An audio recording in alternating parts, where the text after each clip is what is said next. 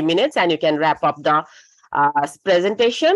The rest of 6 minutes, we will have interaction.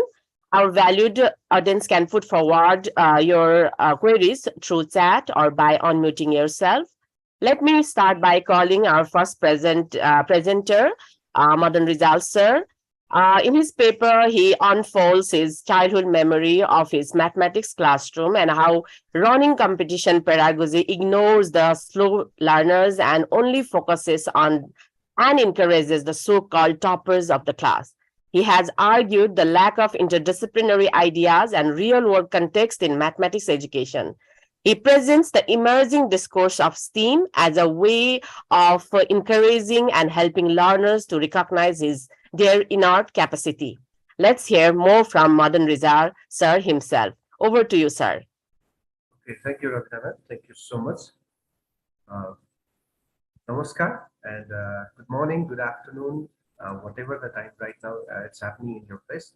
I would like to welcome you all here. Thank you so much for giving me this opportunity to share my research finding in this platform. So I'm really honored to be here. Thank you. So as Ravina ma'am, she has already explained most of the things about my this research inquiry, which I have conducted in my MPhil level. Just now I have completed this one. So the title, as you can see on the screen also, it's a journey from separate subject-centric pedagogy to STEAM sensitized mathematics education. So I have conducted this research under autoethnographic inquiry. So moving ahead, so these are the outlines of my today's presentation. So how I have conducted, what is the actual context of my research inquiry, and how I come up with certain purpose research questions, and what kind of tool I used, and how did I collected various data takes and data, and then how process those data, and finally what kind of conclusion that I came up with. So these are the things that I'm going to share today. So moving ahead, talking about our ongoing pedagogical practices, especially in context of Nepal, as I have been facing, or I have been experiencing that the classroom is more focused on teacher. Like teacher is doing almost all everything, whereas learners are not giving much, like learners are not given much emphasis, or their engagements are minimized. But most of the time teachers are lecturing, teachers are explaining, teachers are giving more questions for practice. So the focus is on teacher. So it's something like the teacher is being like a sage on a stage. So that kind of pedagogical context that we have been facing, or we have been experiencing for a long time. And if we talk about our pedagogical practice, then it is more focused on knowledge transmission from the teacher to the students. So it's moreover like a banking pedagogy, as Freire has explained in his discussion, that it's like filling the empty vessel. So the teacher is being like a source of education, and student is being like a being empty vessel. So moreover, teacher is just transmitting the knowledge or filling that empty vessel. So that kind of pedagogical practices we have been facing. And if we talk about our pedagogical context or pedagogical practices further, then it seems like teachers are somebody like messenger of God-given mathematics, a mathematics which where no human being has any any strength or any capacity to change. So it's like something like very rigid structure, and teachers are like the messenger of that messenger of that God-given mathematics, and learners are made to be like blindfolded devotees. So that kind of role can be experienced in our pedagogical practices. So basically a kind of compartmentalized pedagogy can be experienced in our mathematics education. Like different compartments are there, like in case of like in our own all education system also, or in particularly in mathematics education also, there are compartments. Like if we talk about our educational practice, then math is different, science is different, English is different, Nepali is different, health and population is different. So that kind of compartments are made, or compartmental approach can be experienced in our pedagogical practices. So this is something my actual core purpose, or core hitting of this whole research inquiry, like our compartmentalized pedagogy is being like hindrance for us to make our learners more engaging, more orienting towards the skill development process. And definitely, if we talk about our assessment practice, then the practice is more focused on one size fits all approach. So that means all the assessments are done mostly by written test. So whatever the skills or whatever the ability or whatever the individual differences that our learners are having, but we are using mostly we are using only one tool for assessing them, basically to grade them, to rank them, or just to decide whether they are promoted or not. So that kind of assessment practices can be seen in our pedagogical practices. So talking about the issue, then we can see that there is a real connection between contextual understanding concepts and contextual concepts, as well as most of the time it is found that the learners are not being so much not being able to gain the higher order skills like critical thinking, creative thinking. That kind of skills are not so well developed in our learners. uh, and also particularly talking about the mathematics education or mathematics pedagogy, then mathematics is considered as something like a pure body of knowledge, where it is considered as different from any language subjects or any other subject. So it is taught and learned, or it is practiced in isolated manner. So that kind of issue can be seen here. And a kind of like argument is there whether the knowledge is knowledge through integration of the subjects or knowledge through compartments. So that kind of like dilemma or disorienting kind of situation I have been experiencing.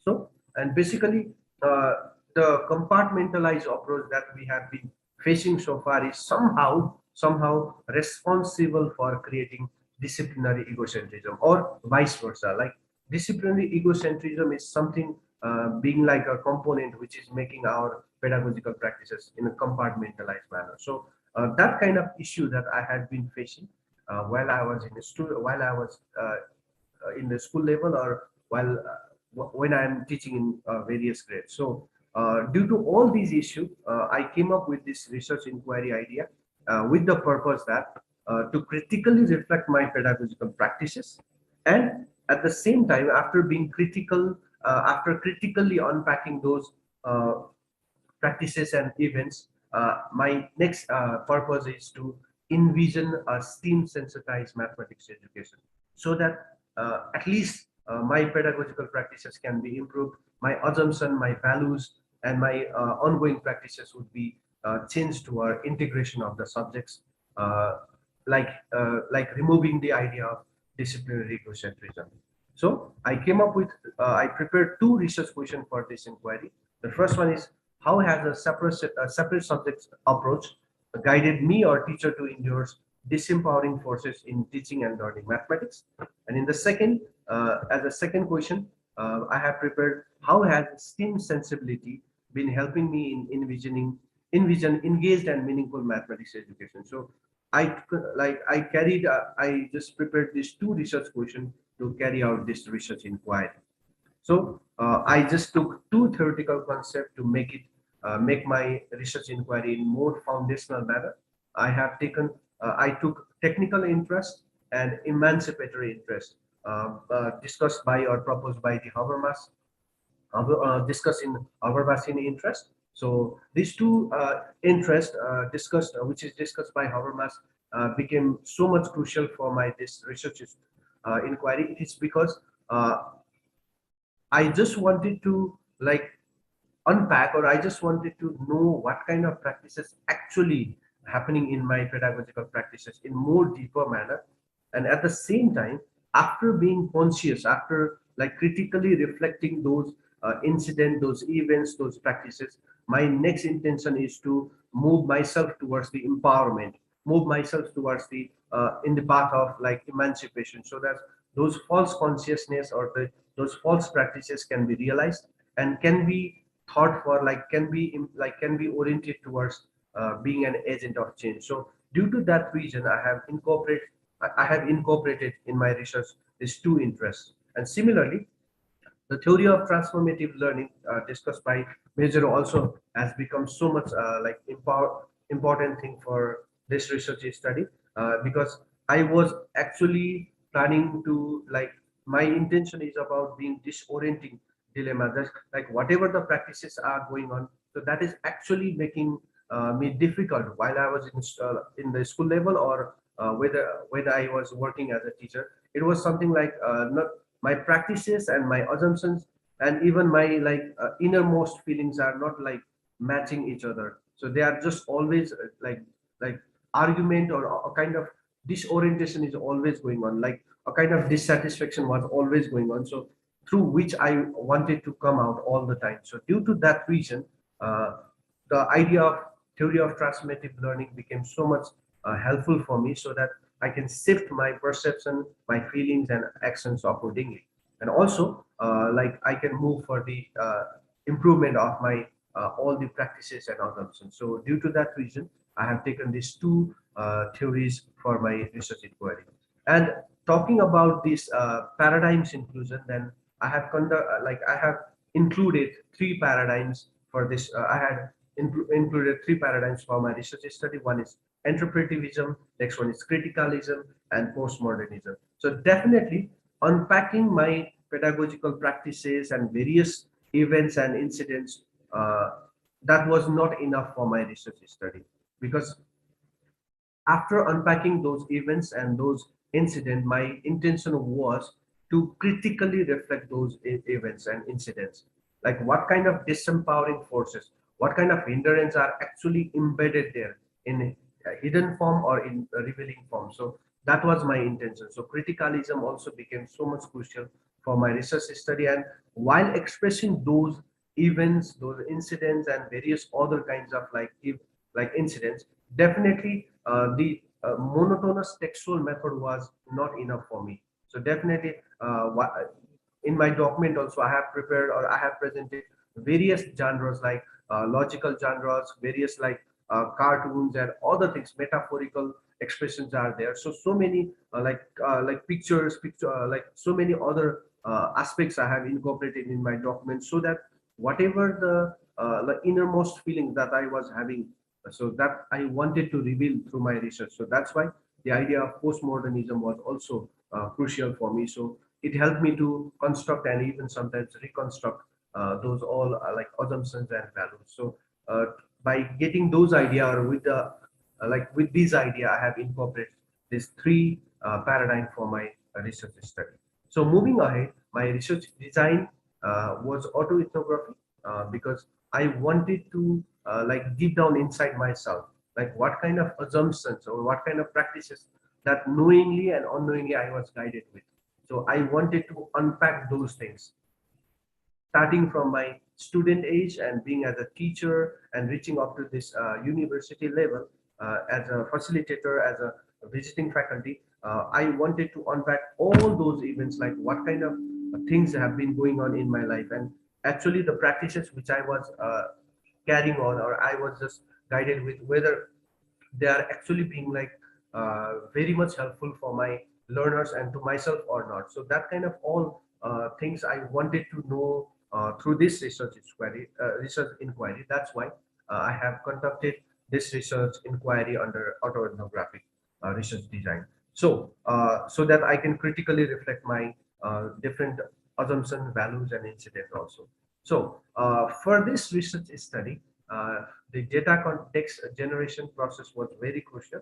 And as I have already guided by these two research questions for this entire research inquiry, so uh, definitely the data texts were so much important. So for this one, I have just incorporated various incidents, various events, and various epiphanies of my different time frame of my life, and while expressing them, different dialectical logics, narratives, metaphors, and visual logics and genres I have included, and even some non-linguistic metaphors also I have incorporated in my document. And surely the source was of my a kind of thick experience of my school level and my university level were there, and even I have taken the reference of some national curriculum document also, and even national education policies also, which were being so much crucial for me to like unpack my ideas or unpack those events, and also envisioning process in the envisioning process.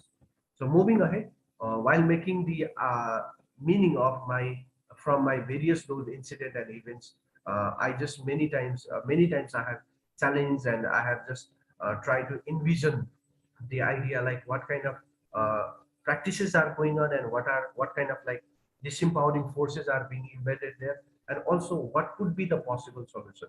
So that was the idea that I have come up with, and talking about like I unpack those, like talking about those events and incident which I have presented there. I try to unpack those events and incident from different dimensions, so that uh, I was always intended to know all the aspects which are hidden there.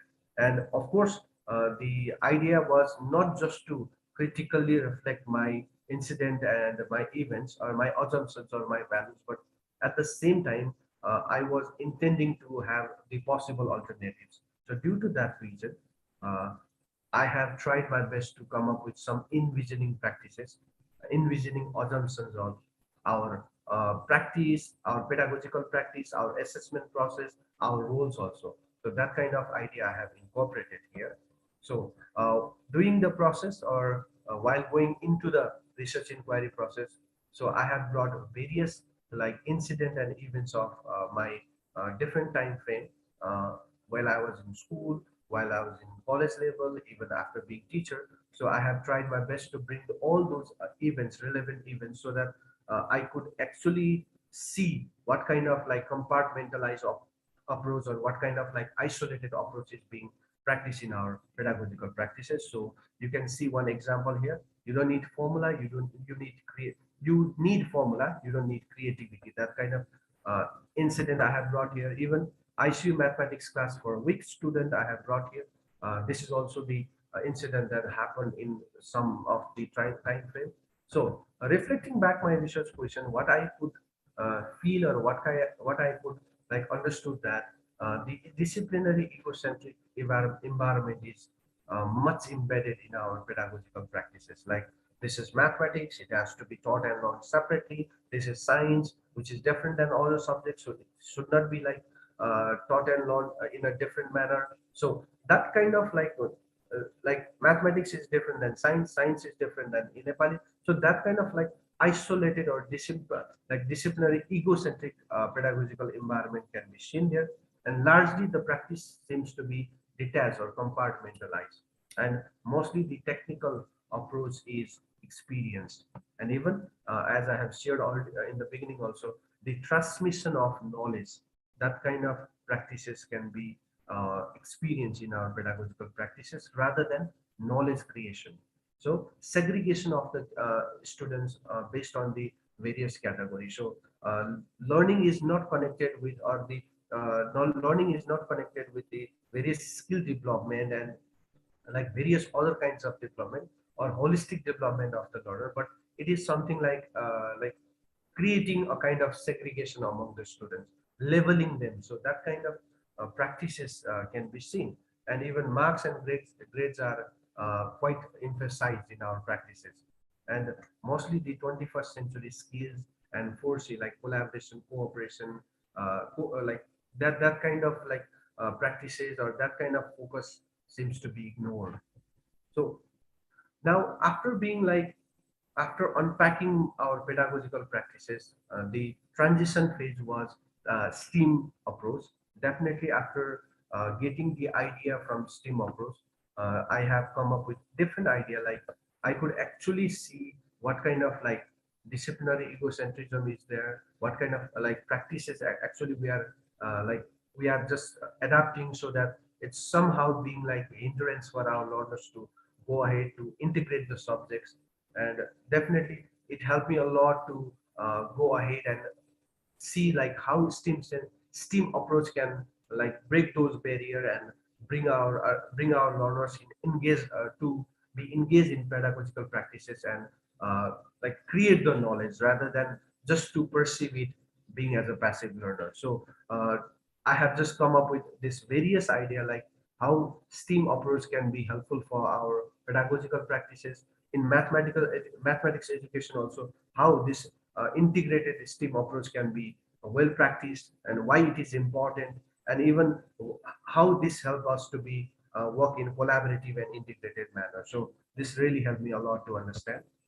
So basically, what I have felt is like our separate subject centric approach is more focused on technical, like based on technical interest, uh, where the knowledge is not considered as something to be created, but it is something to be transmitted in an isolated manner. So that kind of focus is there. But moving towards the STEAM approach, Sir, please wrap up. Okay. sure, ma'am. Mhm. So this can make our pedagogical practices more engaging and more focused on knowledge creation and skill development.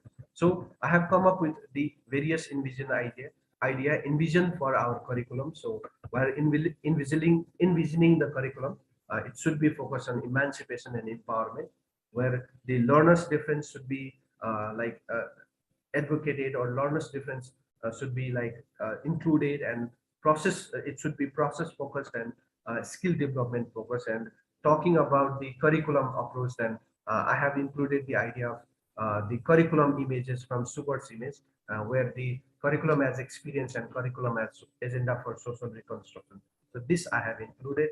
And even talking about the pedagogy, then it should be more interdisciplinary projects approach should be there, so that our learners will be quite engaged and they will be empowered to go ahead. And of course, the future is something like making that kind of focus should be there. And talking about the teacher's role, then rather than being like a sage on a stage or knowledge transmitter, he should be or she should be working as an optimum scaffolder, so that the learners will be actively engaged and be as a change agent for the ongoing like practices. And also that teacher or that facilitator should be acting at like a creator creator of this maker space kind of environment, and learners should be the active collaborator in the learning process rather than being the passive recipient. Of course, there are multiple layers of meaning that has to be understood in the individual. So definitely considering learners as a collaborator would help us to go ahead. And of course, they should be acting like a critical reflector and a real world problem solver, and active individual and agent of change. So talking about the assessment should be more focused on not segregation but incorporation, and diagnostic and feedback approach must be features must be seen in assessment. And also it should be focused on in fact it should be emphasizing on soft skill and hard skill development rather than creating a kind of segregation among the learners. So rubric idea could be one of the things. So now talking about my learning reflection and future step, then of course it's not the end, it's ongoing process, and throughout the life I'll be just moving on this path. So I will be acting like an agent of change. And of course the idea of STEAM approach is one of the approach of crossing the boundary of disciplinary egocentrism. So I should always keep in my mind. And of course, the integrated pedagogy helped me a lot and helping me a lot to understand the role of teacher, student, and mode of student assessment. And of course, my classroom is not only my under my authority, but I have to share my authority with my students, and autonomy and responsibility also should be shared with my students. And of course, I should always try my best to make my learners a real world problem solver and with the ethics of global citizen, rather than making them like a passive learner and the knowledge container. So these are my references of this research study. Thank you so much for giving me this time. So if you have any question, I'll try my best to respond. Thank you so much. Thank you, Madan sir. Thank you for your thought-provoking presentation. There is a question from Balchandra Little sir. How are you implementing these in your current school? Thank you so much, Balchandra sir. Thank you so much for your question. I'll try my best to respond it. If you have noticed that while I'm sharing my slides, I have presented few like pictures and cartoons over there, especially the pictures over there. So Those pictures are my students. That means the practices that I have been like whatever the proposed like things that I have done here, that I have been slowly and in a miniature manner practicing in my like classes also. So which is making my learners not as a passive learner recipient, but somehow they are co-constructing knowledge with me rather than like just gaining the idea which is transmitted from my side. So they are somehow being engaged in like knowledge construction and subject integration. Thank you so much, sir. Thank you, Martin. Sir, definitely the pictures in your slide have shown that you are definitely implementing that in your school. Thank you so much for this presentation. Now we will be moving into our second presentation, and it's autoethnography, bringing lives and research together, from Neeraj Dahal, Balchandra Luitel, Vinod Prasad Pant, and Indramani Shrestha sir. Um, Autoethnography being a qualitative research methodology which combines ethnography, autobiography, and self-analysis, the author have presented a connection between their lives and their research in terms of research ethics, reflexivity, alternate modes of presentation, inquiry, and narratives. In addition to this, they have also talked about transformative professional development through collaborative autoethnography. Let's hear more from the first author of the paper. Over to you, Neeraj sir. Okay, thank you, Ravina ma'am. Welcome to all here in my presentation. Actually, I am the leading author, and I have Bal sir, Vinod sir, and Indramani Shrestha sir as a co-author. So this paper was developed and thought while working with the collaborative autoethnography, and what sort of the crux is needed on bringing life and research together while working with the various projects, especially in the autoethnography. So once again, greetings to all, and I want to continue further. The title, as Ravina ma'am stated, title is autoethnography, bringing lives and research together. So without bringing autoethnography while talking about connecting life and research, then that might not be that might not be possible. So I start with autoethnography, as autoethnography itself is the narrative representation. So where the personal experiences are at the center by linking with the culture and other aspects. So where we use local tales, beginners, various form of conversation, and various other postmodernist approach to represent our illuminating ideas, thought, and provoking concepts. So here always when we are bringing those aspects, those experiences, then the life and their research are always associated with their ongoing projects and other aspects of the autoethnography. So I brought two very prominent concepts regarding the autoethnography. One is from Luitel and Dahal that we have developed in one of the editorial, where various narrative descriptions of the different contexts of involvement, including the creation of educational program, applying culturally sensitive pedagogies, bringing the gap between life and research, and managing humanitarian crises are included in autoethnography. And as the Ellis and Brewster also brings a three continuum as a research method, as a graphy, as well as culture as ethno, and self as auto. So these three axes are the continuum of each other in while we are bringing the life and research together in autoethnography.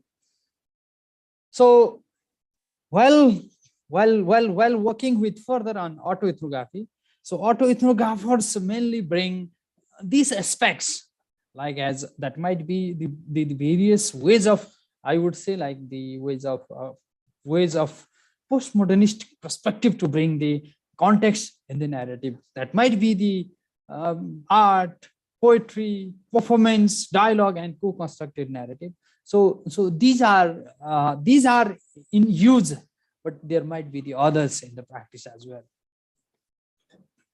So moving forward, So while we are connecting life and research together, our main aim is to cultivate the critical consciousness of researchers, practitioners, participants, and actors, where we can able to engage with real world in ethical and participatory manner. So ethics is also at the center when we are bringing our thought, perspectives, views by connecting life and research together. There we do have some limitation as well. Moving forward, I brought the two prominently used autoethnography. One is about evocative and another is analytic, and there may be the other form of the autoethnography in practices. So in my presentation, especially as a leading author, I brought two synopses over here. One is there are two plots. One talks much about the objective things, whereas other talks much about subjective sides of the phenomena. So let me read it out. So this plot was this just to make you aware about what might be the evocating perspectives. So let me read. One is so like this context is like in one of the evening in July 2022. So my son Ayush and I were looking some YouTube channel and where we saw the older woman talk to a reporter into Kantipur television the night after flooding in the Tara region of Nepal. After putting the camera closer to her face by that camera person, we could see that she was sad, scared, and unsure as she spoke. The context is like that. So what she told, the flood came at night.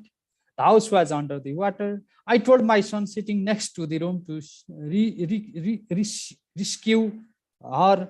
Then the son told, hold on. Then I told, you cannot hold me. He said, take care of your necessary belongings.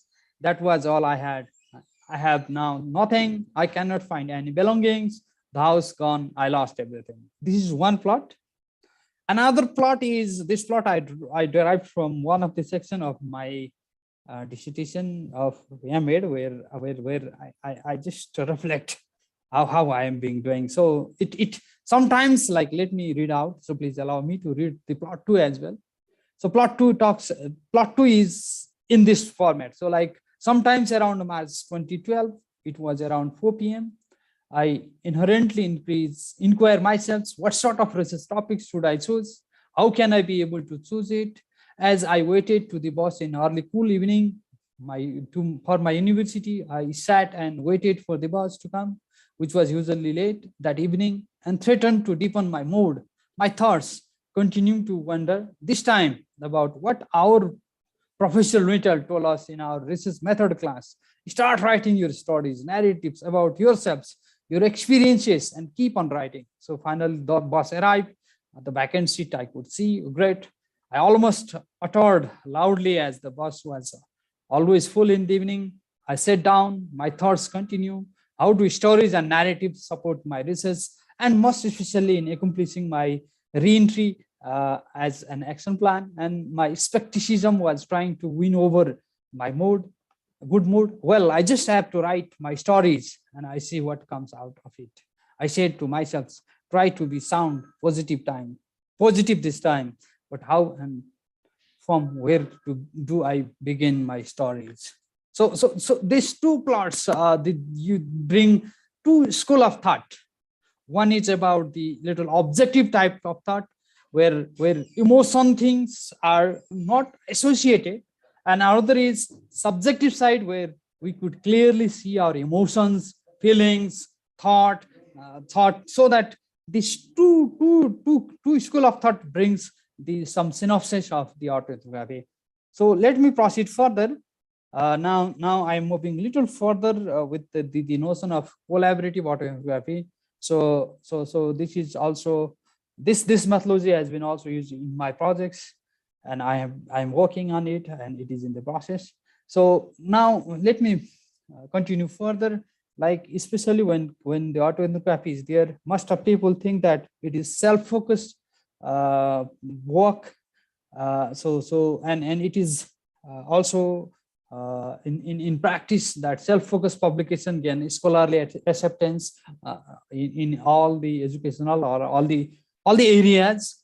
So now what if two or more people's views, thought, and perspectives bring together? What is happening then?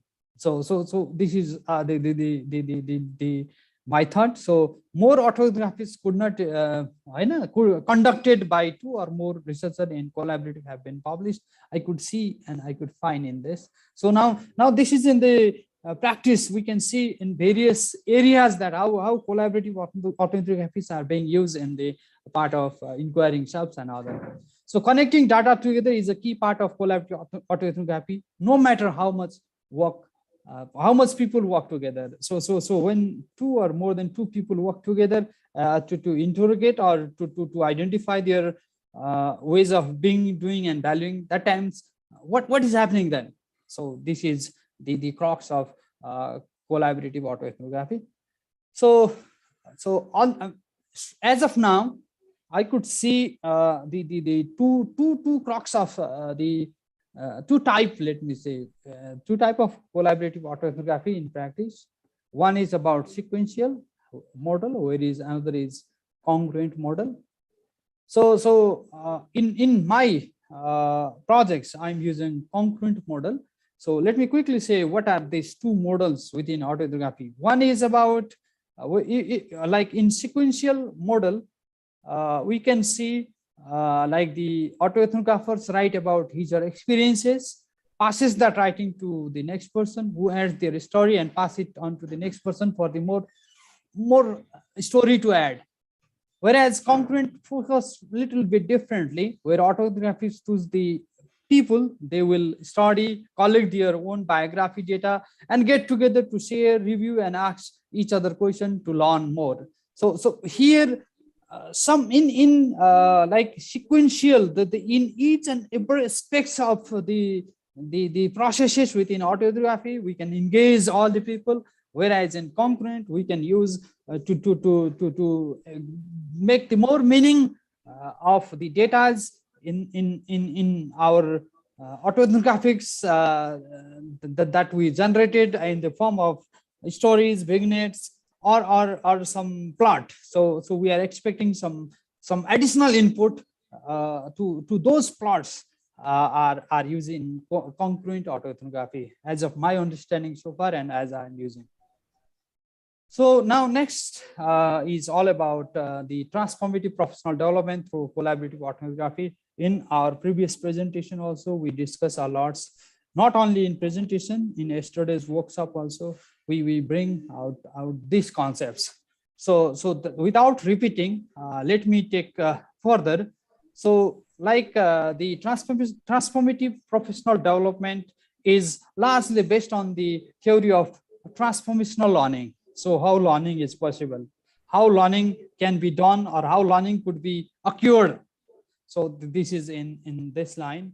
So this like a transformative professional developments provide a framework for continued growth through critical reflection and critical self-reflection. So main thought for that is to change the mental habit so that the people feel empowered and included those practices in their professional, like the continued professional development. So transformative professional development do have a various strategies that might include action plan, reflective exercise, and critical discourses, so that they can be aware and they are so much aware of their practices. So it is also a unique way and changing process to develop their thought, perspectives, and also they can able to use in their practices.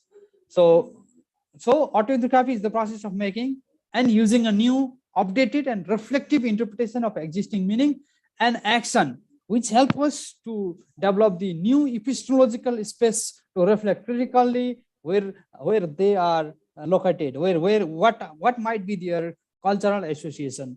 So the main crux for that is all about individual empowerment, and they can contribute for the social change. So now let me proceed a little further.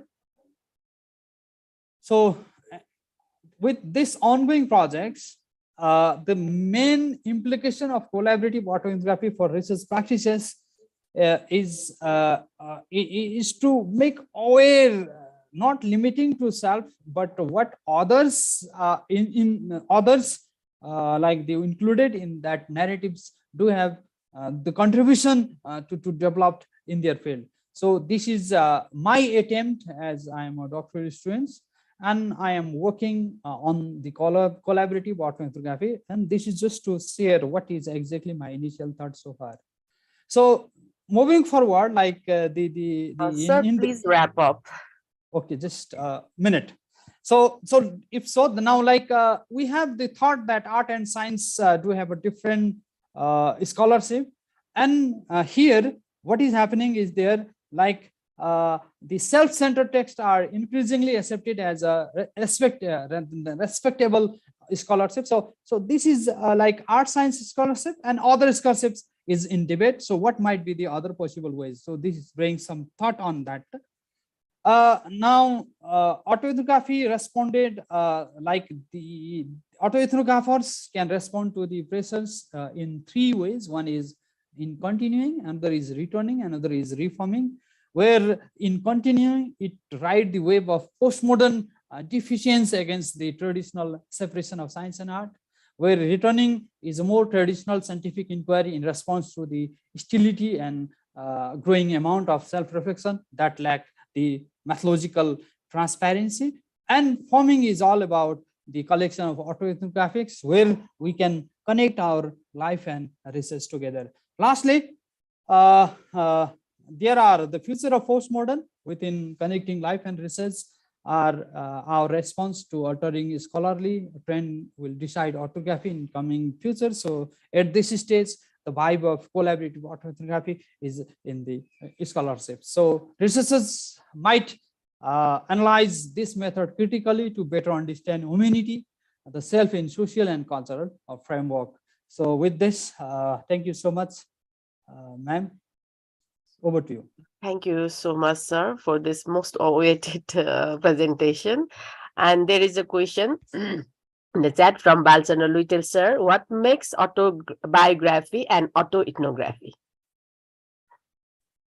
So at the beginning, also I have mentioned that one autobiography is a little aligning much on personal thought, personal perspectives. That is more likely with the person. And when it comes to autoethnography, that connect with the culture, not limiting to the personal thought, but also situating with the culture. So that brings. So when I take little further with collaborative autoethnography, again that brings the other aspects within the collaborative autoethnography. Thank you, sir. One more question from Vinod Prasad Pransar. I'm also one co-author, but also I have a question to Neeraj sir. In autoethnography, there is already ethnographic component, which can be taken as collaborative part. Why do you need additional collaborative autoethnography? So main crossover here is like let me directly take to the collaborative autoethnography. In collaborative autoethnography, we take the voices of other as well, those who are the part of that particular, who are the part of the projects. So we include their feeling, thought, perspectives within what we have been developing. Like we can take like they can offer us some of their reflection within the generated text, and they have an active engagement throughout the process, like how the researchers want to collaborate, either they can collaborate in their text, or either they can collaborate in overall process. So it's offer much more thought and engage the participants, not the researcher at the center, but the participants are also at the center. Thank you, sir. I also have a question, sir. So you have mentioned in your paper that some autoethnographers emphasize on research method, that is graphy, while others give emphasis on culture, that is ethno. while rest emphasis on self, that is auto. Among these all, what is the emphasis? What is your emphasis in this paper, and why? What is the reason behind aligning yourself to it?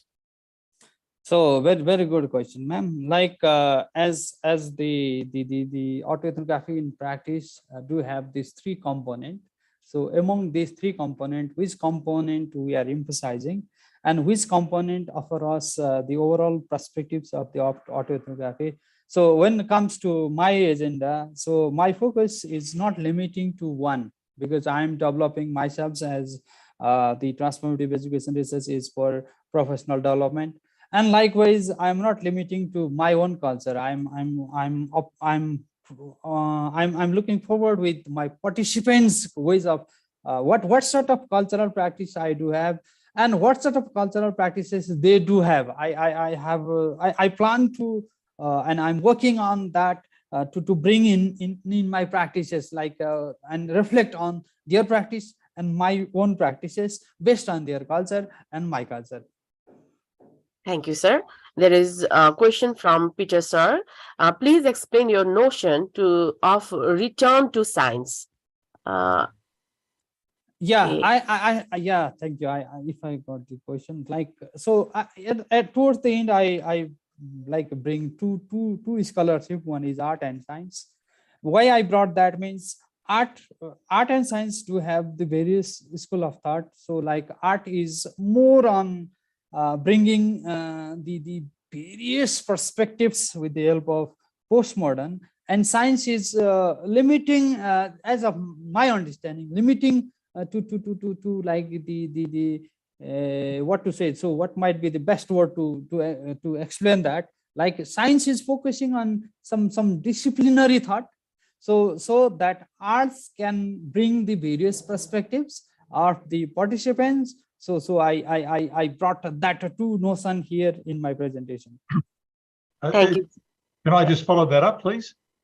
Yeah, sure, sir. On one of your last slides, second last or whatever, I thought it was really quick. I thought I read that you were not happy with the ill-disciplined reflective writing of many autoethnographers. Is that right? And that therefore means that you want to become more science-like? No.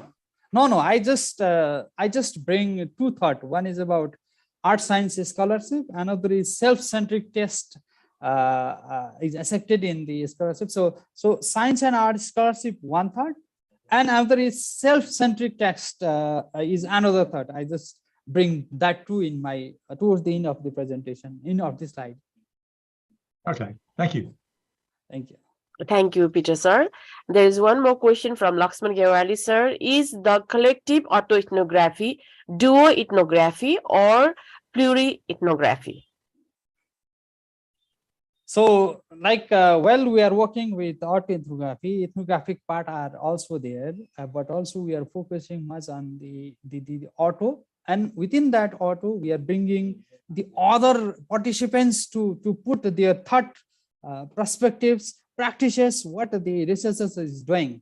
So autoethnography is the superset, if I say, the superset of the other aspect or other methodological part. I mean, my question was, is it duo or plural? No, duo and two are other aspect again. So this is not exactly duo, but the collaborative means, yeah, collaborative means collaborating with other participants to offer their reflection on what is being done by that particular person. So I think sorry. Duo means there has to be other person, just one another person. Yes, and plural would be many. More than one, I think he has participants around six participants, working with six participants. That's why probably. Okay. But I think this is very important what Laxman sir raised, because we need to be clear what type of collaborative, like concurrent, or first you write the story and they reflect, or you all write together, all discuss, so, there are different typologies of collaborative orthoethnographies. So what could they be? Like concurrent, parallel, and so on and so forth. Sequential is also there. One by one you write and go to the participant, and participant would then share the reflection, and from one participant taking to other participants. Thank you, Yeah, Bals. Yeah, thank you. Sir, are you still saying something? No. Okay. It's over. Thank you, sir. Okay. Because the challenges are very, very important to consider in this type of things, co-working and also co-creation. Not just not just like participatory action. It's more than like they will tell their intimate stories, and of course we limit here about their pedagogy, about their engagement, dealing with the students and so on and so forth. But again, sometimes teachers tend to think that these are also private matters. So what are those? How do you respond? How do you address these challenges while working with other people in this type of research method? So that would be my question, and my question is his mentor all the time to understand challenges, and there should be a methodological piece as well, so to publish elsewhere. Yes, so we still have 2 more questions and we have 4 minutes. I think we will do that. One question is, what are the roles of co-authors in this collaborative autoethnographic research from Indramani Shrestha sir? Neeraj sir? Okay, as of now and as of my understanding as a practitioner, so largely in academia, there are 2 types of collaboration. One is collaboration throughout the process, which is called as a sequential model, where the other like the participants take this central role to bring each and every aspects in bringing the ideas. And next one is a congruent, where based on the need of that researcher, he or she can use them either after drafting some narratives, and the researcher want to use his or reflection specifying on that particular narrative. That is another model. So as of now, in my projects, I'm using the congruent model, where I generated some of my beginners or other aspects of the concepts, and I'm bringing those reflection in my projects. So I think I respond the main essence of the question. So thank you. Thank you, sir. And last question is from Junita Karki, ma'am. For a beginner researcher, how can autoethnographic research can be structured in terms of organizing one's writing? So when we are thinking to using, and as we are using autoethnography, so our encouragement is also please work on it, and we are advocating this methodology as it helps us to make more professional by reflecting on ourselves and see the other crux. So there is not any hard and fast rule to work with this and that method, but when you start reflecting in the process, then you identify its possible structure or possible processes that you are working with that particular projects. Thank you, sir. I think we do not have more question, and so thank you both the presenters, and thank you all the audience, and thank you for the putting into the question and making the session interactive. And I think we will be moving to next room as per our choice of the session. Thank you so much. Thank you all. Okay, thank you, Ravina ma'am, for your question and answer session, as you are moderating well. So with this, thank you so much for all who are presenting here and making the discussion more lively. So is this room 2? Okay. Is this room 1 or room 2? Yes, sir. 3. It's room 3. Okay, so we need to shift to more room. What is in room 1 and room 2? Okay, this is room 3. So we need to move to room 2, right? Or room 1? Book talk. Okay, so let's go to see the book talk. Okay, so Alan, welcome to the book talk. Thank you, everybody.